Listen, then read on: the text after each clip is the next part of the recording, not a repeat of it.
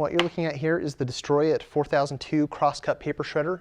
This is from MBM. It's actually an ideal paper shredder made in Germany.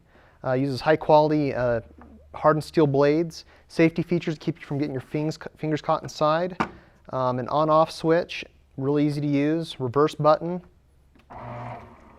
Once you turn it on, there are actually a series of indicator lights right here that'll let you know, for instance, when the door's open, when a jam's occurred, and various other features. One thing I particularly like about the shredder is it has a load indicator right here that will tell you how hard the motor's being worked. If it gets up into the red, it will actually stop and reverse the paper back out. This crosscut paper shredder is perfect for departmental use, for large office use.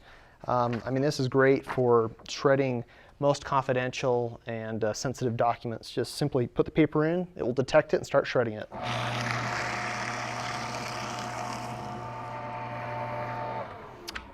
Paper goes down into a bin. There's actually a bag that sits on a couple of rails here, slides out. As you can see, cutting pattern.